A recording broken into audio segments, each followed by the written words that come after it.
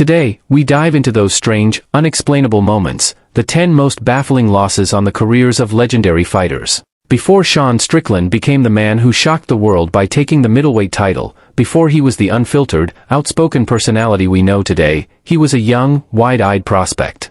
Back in 2014, Strickland was just 23 years old, an undefeated welterweight rocking a man bun and carrying the innocence of youth. He looked more like an anime protagonist than the Tarzan of the Octagon. This was his return to the 170-pound division, and welcoming him was Santiago Ponzinibbio. At the time, Ponzinibbio was a solid fighter, but no one predicted he would be the one to hand Strickland his first truly baffling defeat. Throughout the fight, the pressure from Ponzinibbio was unrelenting. He moved forward with a pace that a young Strickland simply couldn't find an answer for. While Sean's chin held up, as it always has, the sheer volume and aggression from Ponzinibbio were enough to sway the judges. What makes this loss so baffling in hindsight is the trajectory of both men. Strickland would go on to fight only the absolute elite, losing only to champions or top-tier contenders. Meanwhile, Ponzinibbio's hot streak eventually fizzled out. After 2018, he lost 6 of his next 9 fights before being cut from the promotion. To think that a future middleweight champion was once outworked by a man whose career would later fade into obscurity is one of those statistical anomalies that only the fight game can provide. It was the first, and perhaps most confusing, blemish on the legend of Sean Strickland. There was a time when Anthony "Showtime" Pettis was the most exciting prospect in all of mixed martial arts. Before the WEC and UFC gold, before he was on the front of Wheaties boxes, he was a white-hot undefeated striker with a highlight reel that looked like it was made in a movie studio. He was the champion of the future. In 2009, the WEC matched this human highlight reel with a 44-fight veteran named Bart Palasuski. In this fight, Pettis was in his rawest, most creative form. He was fighting with his hands down, spamming special kicks like a kid playing a video game without finishing the tutorial. His speed and flash were the highlights of the night, but Bart Palasuski was a different kind of challenge. He was a steady, gritty veteran who didn't get distracted by the flash. He kept his pressure, took his openings when they appeared, and ultimately walked away with a split-decision victory. Coming into that fight, Palasuski had suffered back-to-back losses to lesser talent. He didn't even possess the pressure wrestling style that would later become the only thing Pettis struggled to handle. On paper, this should have been another Showtime highlight reel. Instead, Bart made Anthony's fire look like it had no heat. It remains the only loss Pettis ever suffered in the WEC, a strange outlier in a career that was otherwise defined by brilliance and gold. Many fans might not realize that the legendary Robert "the Reaper" Whittaker actually started his UFC journey as a welterweight. Before he became the middleweight king and a perennial contender, he was a 22-year-old kid trying to find his way at 170 pounds. He had just won the Ultimate Fighter and was riding high on a TKO victory. His next test was Court McGee, a fellow TUF winner known for his incredible toughness and non-stop pressure. At the time, McGee was moving down to welterweight after a couple of losses at middleweight. He wasn't a title contender, but he was a dog, one of those guys who was going to be in your face for every second of the 15 minutes. A young Whittaker simply wasn't ready for that level of sustained aggression. While Robert's speed and striking were clearly superior, the pressure from McGee was overwhelming. Bobby was getting eaten up for the better part of the fight, unable to find the space he needed to work his magic. One judge somehow gave Robert all 3 rounds, but the reality was clear: the Reaper had been outworked. It was a minor hiccup in a legendary career, but it's hard to imagine the Whittaker we know today, the elite middleweight tactician, ever running into a problem like Court McGee. It was a lesson learned the hard way for a future legend. Eddie Alvarez is the Underground King, a man whose career is filled with wars and victories over the absolute best in the world. But back in 2007, during a trip to Russia for Bodog fight, Eddie ran into a massive outlier. He was an unbeaten, undersized welterweight champion, and he was matched with Nick Thompson, a career journeyman with a record that didn't suggest he was a threat to someone of Eddie's caliber. Despite being much smaller, Eddie was actually taking it to Thompson for most of the fight. He looked fantastic, showing the world why he was destined for greatness.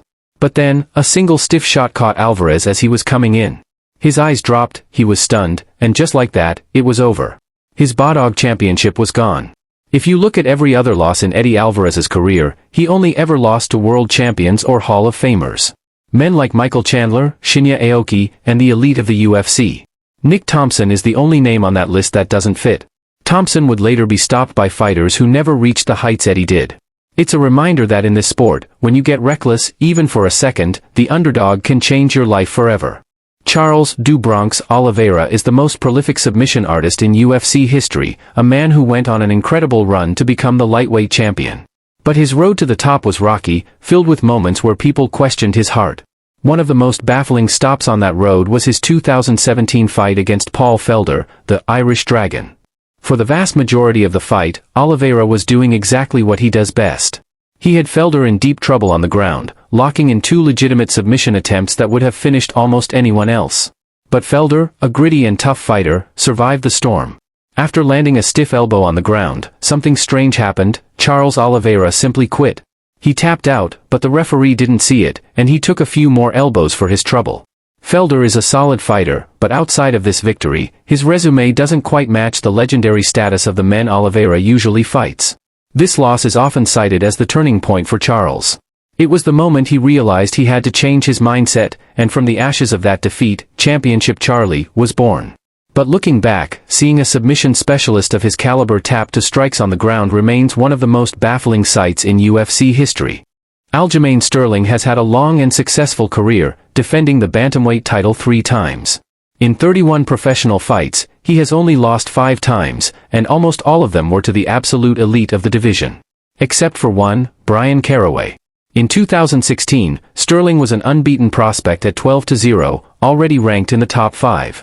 Caraway was a gritty veteran, perhaps best known at the time for being the boyfriend of Miesha Tate. He was a dog in the cage, relentless and tough, but he wasn't considered to be on the same level as the future champion.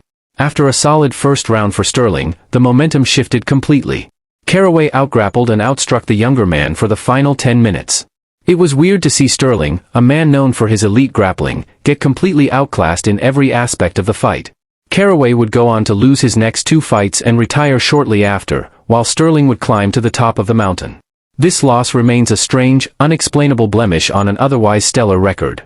Dan Henderson is a true legend of the sport, a man who won titles in Pride and fought for gold in the UFC. In 2006, after winning 15 bouts in a row and claiming the Pride welterweight title, Henderson took on Kazuo Misaki. Misaki was a veteran of the Japanese scene, but he didn't have any truly notable victories to his name. In their first fight, Henderson earned a unanimous decision, as most expected. But a year later, in the Pride welterweight Grand Prix, they met again. This time, Misaki changed his strategy. Instead of grappling, he made it a firefight. He tagged Henderson for the full 15 minutes, testing the chin of a man known for having a granite jaw. Henderson wilted under the pressure, and Misaki walked away with a unanimous decision victory. It was a baffling result. Henderson had literally just beaten this guy, and yet he couldn't find an answer in the rematch. Misaki would go on to win the entire tournament, but his career never reached the heights that Henderson's did. To see a fighter of Dan's tier lose to Misaki is one of those moments that reminds us that styles make fights, and sometimes, the underdog just has your number. Merab Dvalishvili is the machine, a man known for his incredible cardio and relentless takedowns. But in his UFC debut in 2017, he ran into a 37-year-old veteran named Frankie Saenz. On paper, the fight went exactly how you would expect a Merab fight to go. He attempted 23 takedowns in 15 minutes, scoring 11 of them. He had over 7 minutes of control time. It was vintage Merab. But there was a problem. While Merab was relentless with his pace, his strikes were pitter-patter, shots that didn't carry much weight. Frankie Saenz, the veteran, stayed calm and landed the more effective, damaging strikes whenever he wasn't being smothered. The judges looked at who was actually working toward finishing the fight, and they gave the victory to Saenz. It was a massive lesson for a young Merab. He learned that takedowns alone aren't enough, you have to do something with them. Saenz would go on to lose his next few fights and retire, while Merab would go on a legendary run that only ended when he lost his title. To think that one of the greatest bantamweights of all time lost his debut to a retiring veteran is a baffling start to an incredible story. In 2015, Islam Makhachev was already being hailed as the successor to Khabib Nurmagomedov.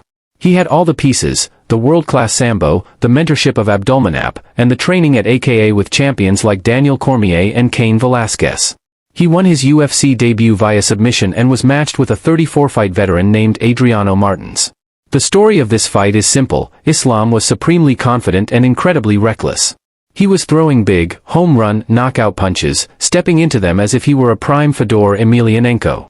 Less than 2 minutes into the fight, Martins timed one of those overcommit shots and cracked Islam with a huge punch.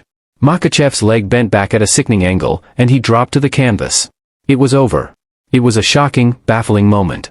The man destined for greatness had been knocked out cold in his second UFC fight. Martins would go on to lose his next 2 fights and be released from the promotion, doing nothing of note in the decade since. But for Islam, it was the ultimate wake-up call. In the 16 fights since that night, he has never been caught like that again. It was a bafflingly impressive victory for Martins, and a pivotal, unexplainable moment in the career of a future pound-for-pound king. There is no loss in UFC history more baffling, more shocking, or more legendary than Georges St-Pierre losing his title to Matt Serra. In 2007, GSP was the young, untouchable champion, a man who looked like he was built in a lab to be the perfect fighter. Matt Serra was a veteran who had earned his title shot by winning the Ultimate Fighter 4, a season designed for comeback fighters. The odds were astronomical. No one gave Serra a chance. But in the opening round, Serra landed a big right hand that shook the world. GSP was stunned, his equilibrium gone, and Serra didn't let him off the hook. He swarmed the champion, landing blow after blow until the referee stepped in. The untouchable GSP had been knocked out by a massive underdog. It remains the gold standard for baffling losses. GSP would later admit that he had overlooked Serra, that he hadn't taken the challenge seriously. He would go on to avenge the loss in dominant fashion and become arguably the greatest fighter of all time. But for one night in Houston, the impossible happened. The greatest legend of the sport was humbled by a man who simply refused to follow the script. It is the most baffling, unexplainable, and iconic loss in the history of the UFC.